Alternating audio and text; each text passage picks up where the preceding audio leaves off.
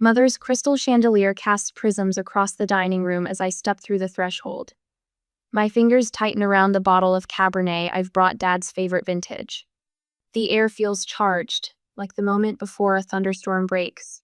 Madison sits at the table already, twirling her wine glass between manicured fingers that match her crimson blouse Valentino, if I'm not mistaken. The price tag would exceed her monthly income at the art gallery where she works sporadically.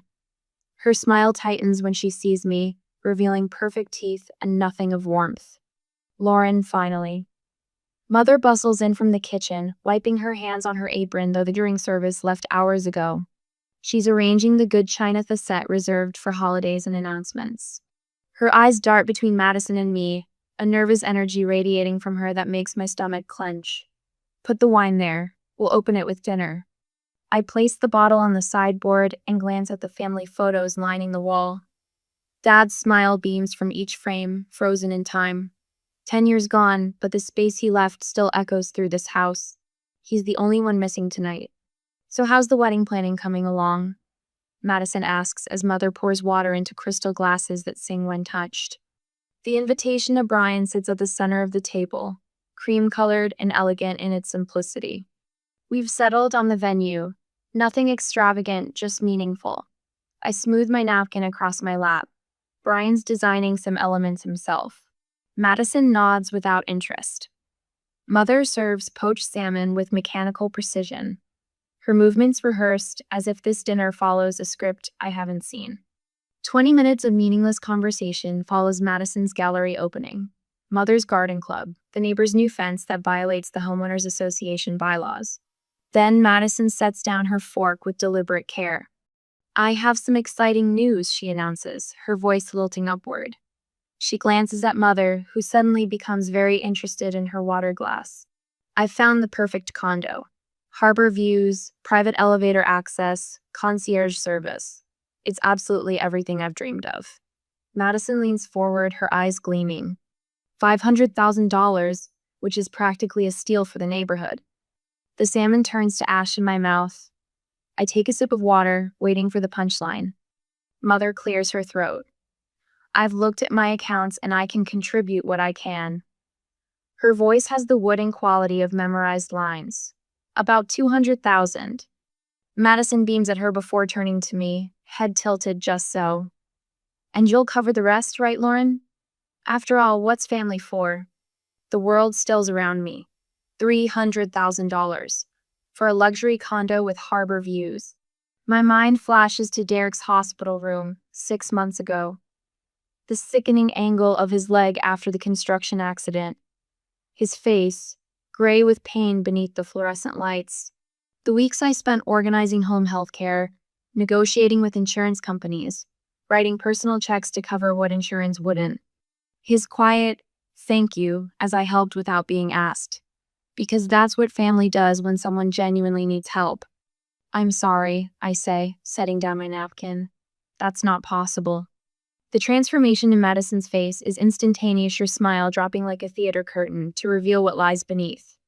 Rage flashes in her eyes. What do you mean? Not possible. You're the CFO of a major investment firm. You helped Derek without even hesitating. That was different. My voice remains measured through practiced discipline. Derek needed medical care. This is just like you. Madison's voice rises sharply. You've always been jealous of me. Mother's hand shoots out to cover Madison's. Lauren, I don't understand. You helped your brother when he needed it. Why wouldn't you do the same for your sister? The question hangs in the air like a slap. She genuinely sees no difference between life-saving medical care and a luxury condo with concierge service. Because one was a necessity and one is a luxury, I explain, though I know it's futile. I'm sorry, but I can't. If you don't help your sister, Mother says, her voice hardening, you're not the daughter I raised. The ultimatum lands with devastating clarity. I look at the wedding invitation on the table, suddenly understanding its prominent placement. A bargaining chip. My stomach turns cold. Madison's voice rises. You've always been jealous of me. Always. I stand slowly, gathering my purse with hands that refuse to tremble despite the earthquake inside me.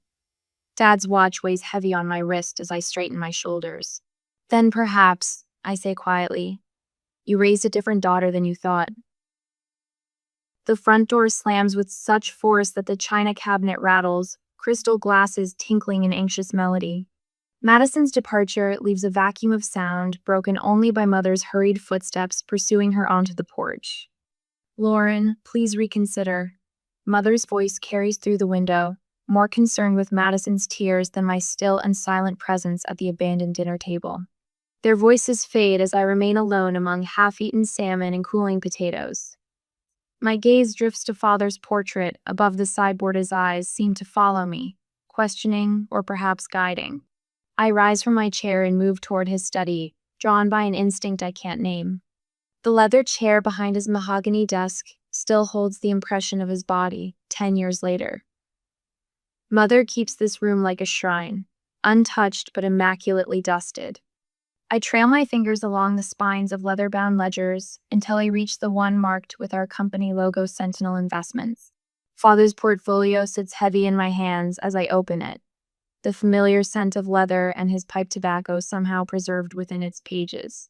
Something slips from between the sheets of document I've never seen before. My heart stops when I read the heading. Transfer of Voting Rights Sentinel Investments. Madison's name appears throughout the legal text, alongside terms like controlling interest and board authority. The signature line remains blank, waiting for Mother's authorization. My stomach turns to ice, as understanding dawns the condo demand was merely a prelude. With trembling fingers, I reach for my phone and dial Uncle David's number. He answers on the first ring, as if he's been waiting for this call. Lauren, is everything all right? Uncle David, I'm in Dad's study. My voice sounds distant, even to my own ears. I found something transfer paperwork for Sentinel. Madison's name is all over it. The silence stretches before he sighs heavily. Your mother wants to transfer controlling shares to Madison. She's been pushing for it since last Christmas. But that would.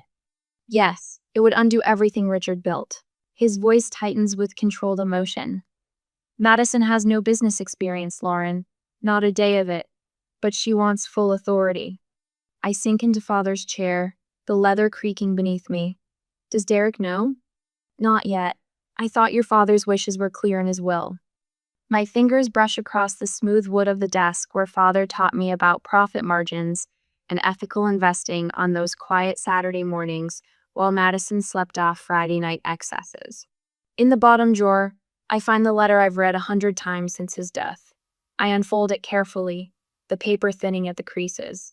To my successor, it begins in his precise handwriting. Only David understands what I've built here, a company that serves its clients with integrity first, profit second. Guard this principle with your life. The realization settles over me like a heavy mantle. Madison's luxury condo demand wasn't just about entitlement. It was a test to see how easily I would surrender my resources. Had I agreed, the company would have been next. I take a deep breath and stand, suddenly certain of what I must do. I'll be at my apartment in 30 minutes. Can you meet me there? Derek's arrival comes announced by the distinctive tap of his crutches against the hardwood floor of my apartment. His leg has healed enough for walking, but stairs still challenge him. His face, so like Father's, tightens when he sees the portfolio spread across my coffee table. So it's true, he says, lowering himself carefully onto my sofa. Madison wants the company. Not just wants sex specs.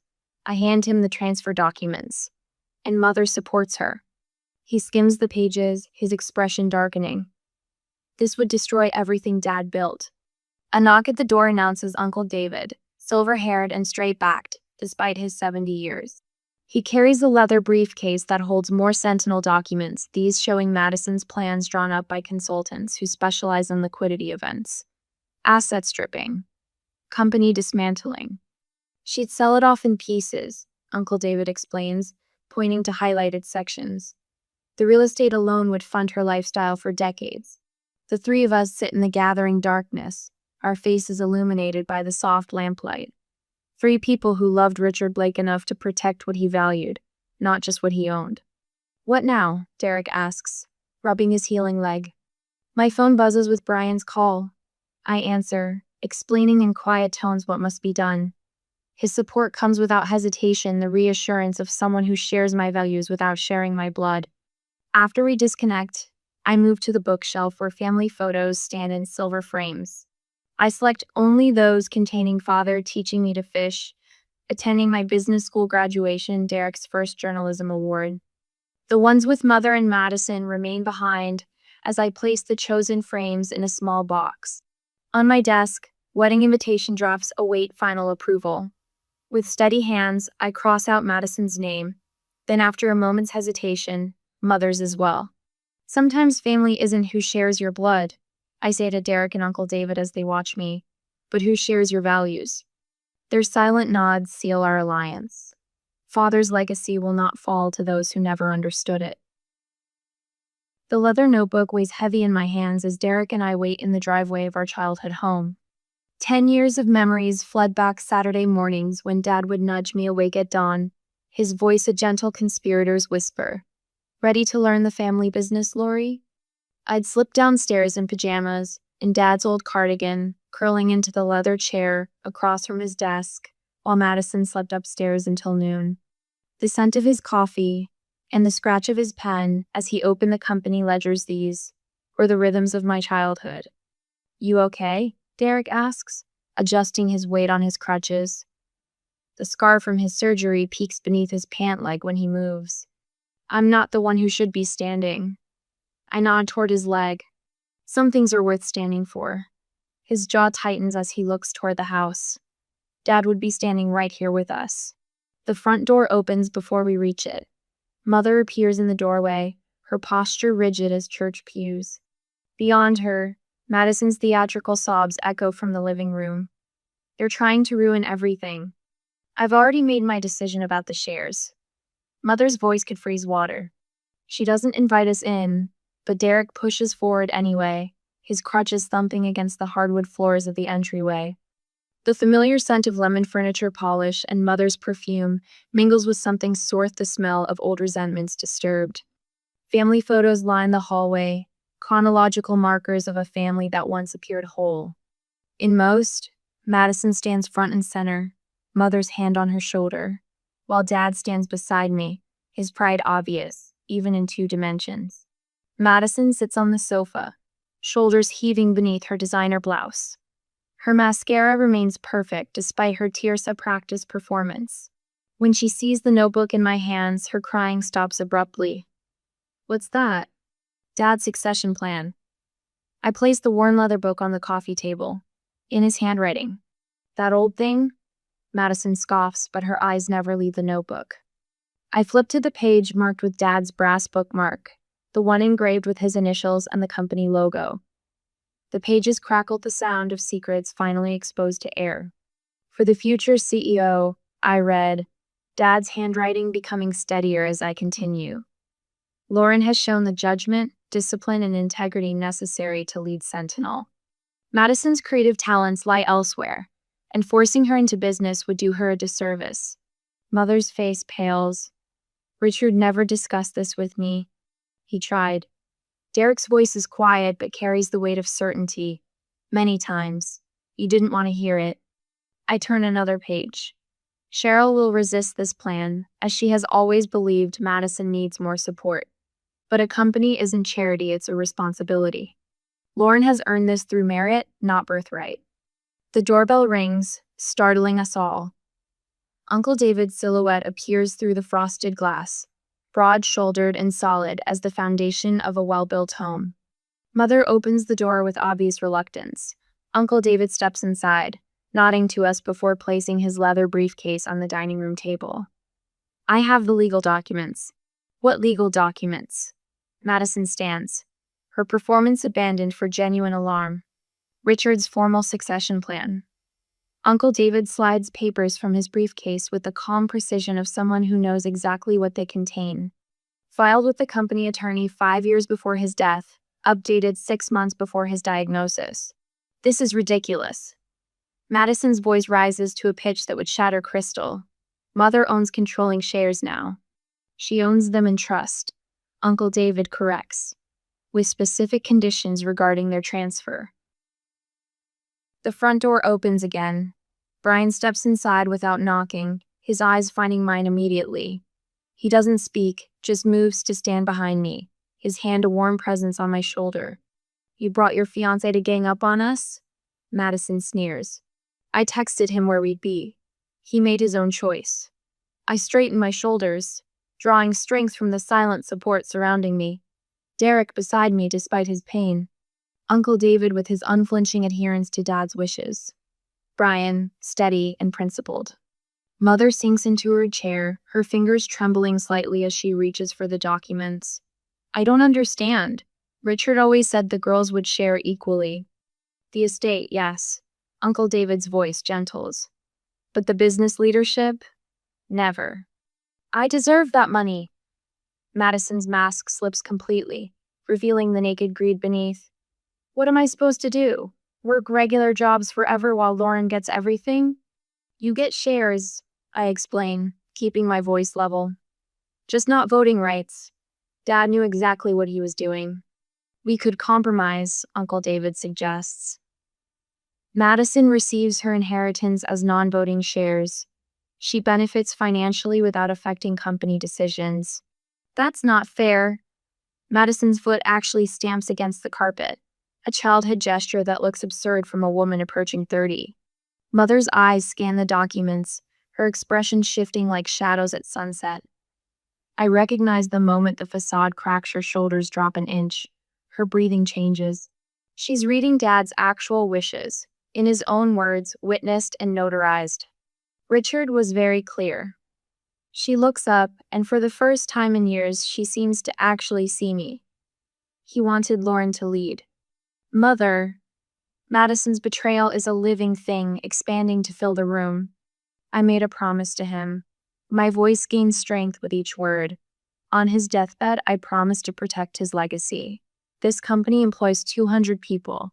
Their livelihoods depend on experienced leadership. Your sister has needs too, Mother argues. But the argument sounds hollow, even to her own ears.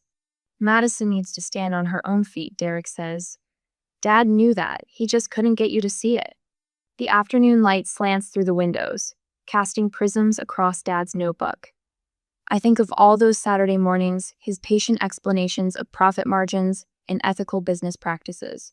The pride in his eyes when I asked the right questions.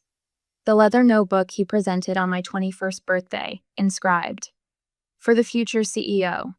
I run my fingers across his handwriting, feeling the indentations his pen left on the page. Some promises transcend even the ties of blood. Some legacies are worth fighting for, even when the cost is peace. What would Dad want? I asked quietly, meeting Mother's eyes. Really want? In the silence that follows, I can almost hear his answer. Dad's framed business philosophy sits on my desk. Integrity cannot be bought, but its absence will cost everything. Morning light streams through the floor to see windows of what was once his office, now mine. The leather chair cradles me as I review quarterly projections that exceed expectations. Dad would have been proud not just of the numbers, but of how we achieved them. I trace my fingers over the photo beside my computer, Dad, with his arm around my shoulders on my first day of business school, his eyes crinkling with pride. You'll outdo me someday, Lauren, he had said. Not competition, but continuation. My wedding invitation list sits beside it, conspicuously missing 2 names. The absence creates more peace than pain now. Brian understood immediately, his hand squeezing mine when I explained. Family is earned, he'd said simply. The intercom buzzes. Miss Blake, your mother is calling, again. Send it to voicemail, please, Donna. The 4th call this week. I've already listened to the previous messages. Lauren, you're tearing this family apart. Your father would be ashamed of how you're treating your sister. If you don't return this call, I'll assume you've made your choice. Each voicemail more desperate than the last. A calculated escalation strategy recognized from years of watching Madison get her way. My phone vibrates with a text from Derek. Heads up. Madison just stormed into the lobby. Before I can respond, Donna's voice comes through again. Tension evident. Miss Blake, your sister is demanding to see you. Security is asking how to proceed. I straighten in my chair, Dad's watch heavy on my wrist. Tell them to escort her out, politely but firmly. 10 minutes later, my phone explodes with notifications. Madison has tagged me in a social media post. A tearful selfie captioned, "When your own sister uses your father's company to destroy your family. Toxic siblings.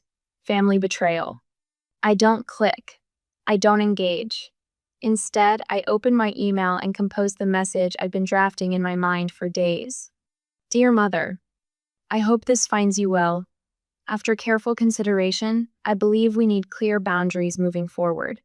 I remain committed to honoring Dad's legacy through proper stewardship of the business he built. This is non-negotiable. I cannot and will not fund Madison's lifestyle choices. This is also non-negotiable. I would welcome a relationship with you independent of these issues, should you choose to respect these boundaries. With love, Lauren. I press send, then turn to the wedding announcement I've drafted for the local paper. The tribute to Dad feels right. The bride will honor her late father, Richard Blake, founder of Sentinel Investments, with an empty chair at the ceremony. Miss Blake instilled in his daughter the values of integrity, responsibility, and purposeful living that guide her today. The intercom buzzes again.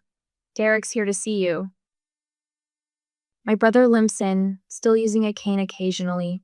His recovery continues, slow but steady, much like our relationship, rebuilt in adulthood after years of Madison wedging herself between us.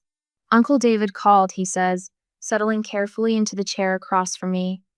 Mom tried to sway him about the shares again. Apparently she cried. Did it work? I ask, already knowing the answer. Derek smiles. He told her that tears don't change legal documents or sound business practices.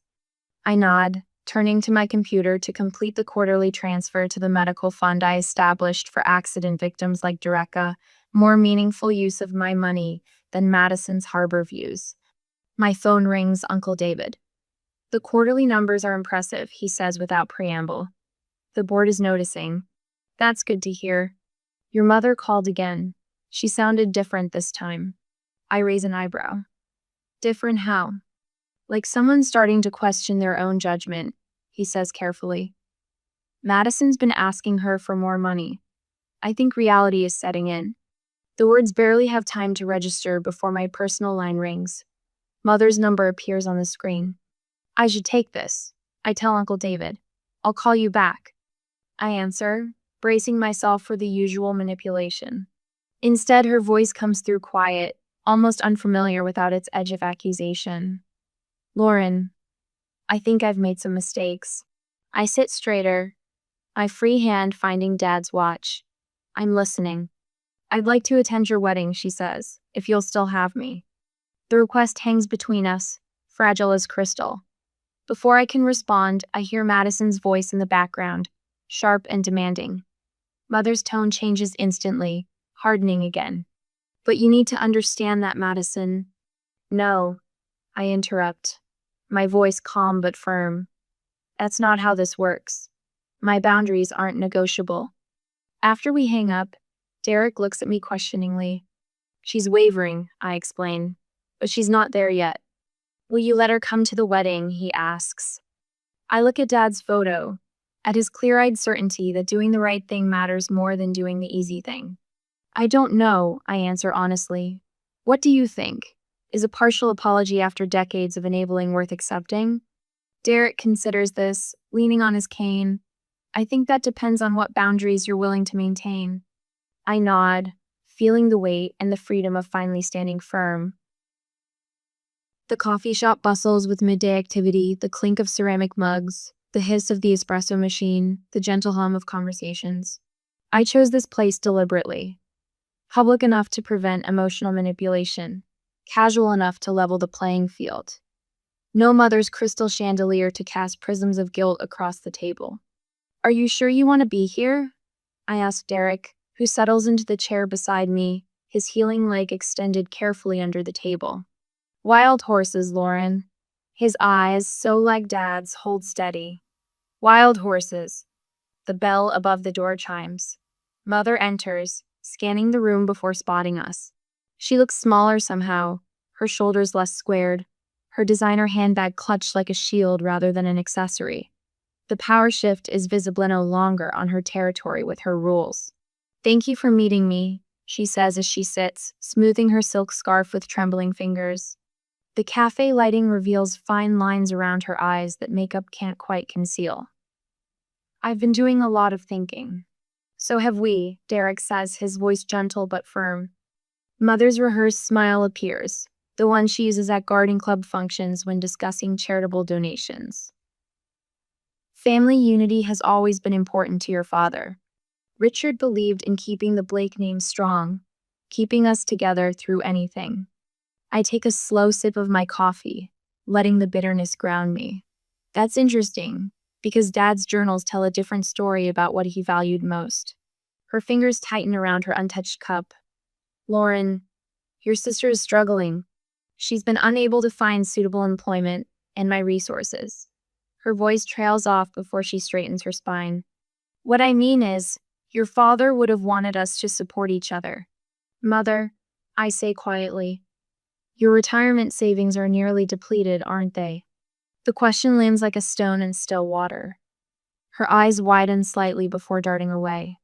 "Madison refuses to look for work," I continue, "because she's never had to face consequences. This pattern has been in place since we were children." "That's not fair." "When I was 12, I press on, keeping my voice measured. I saved my allowance for 6 months to buy that telescope I wanted. Madison broke it after using it without permission, and you replaced it using my college fund money. You told me sharing was more important than my feelings."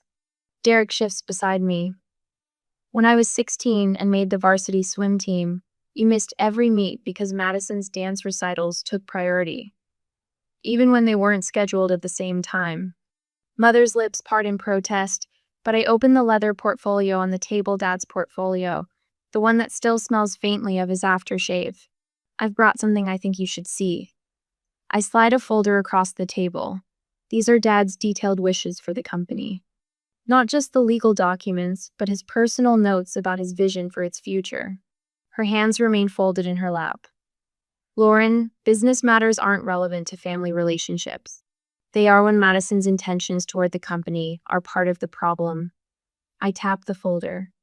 Dad built that business on integrity and competence, not entitlement. Mother's eyes flash. "What exactly are you implying about your sister?" "I'm stating facts," I reply. "Madison has maxed out 3 credit cards in your name. She's borrowed against your home equity, and she's attempted to leverage company shares she doesn't control." The color drains from Mother's face.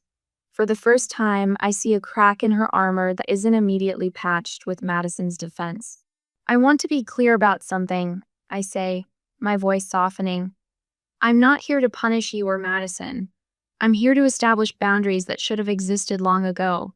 Derek leans forward, his physical presence a quiet support. "We both are." I pull an envelope from my bag, cream-colored, embossed with silver leaf. "I have terms for any future relationship between us. First, family therapy. Real therapy, not the kind where Madison charms the therapist into taking her side." Mother's fingers twist her wedding ring, a nervous habit she's had since Dad died. "Second, the family business remains protected according to Dad's wishes. This is non-negotiable." I slide the envelope across the table. "Third, this wedding invitation is for you alone, not Madison. My marriage to Brian won't begin with manipulation or drama." Mother's hand trembles as she touches the envelope without opening it. "Finally, I'm offering financial counseling resources instead of endless financial support. For both of you." The cafe continues its rhythmic bustling around us, but our table sits in a bubble of tense silence. When Mother finally looks up, tears track down her cheeks, genuine tears, not the performance tears I've seen so often when she didn't get her way. "I don't know how to stop enabling her," she whispers, the confession raw and unvarnished. "I've been doing it so long, I don't know another way to be her mother." Derek reaches across the table, covering her hand with his. "That's why we're suggesting therapy, Mom, for all of us." I maintain my position, compassionate but unwavering. Madison needs to face reality, and you need to let her. Mother dabs at her eyes with a cafe napkin, her usual monogrammed handkerchief notably absent. When did you become so strong? She asks, looking between Derek and me. We had a good teacher, Derek says. Dad never confused love with enabling. Something shifts in Mother's expression, a realization dawning like the slow lightning of a horizon. She looks at me with new eyes, seeing not the daughter she thought she raised, but the one she actually did.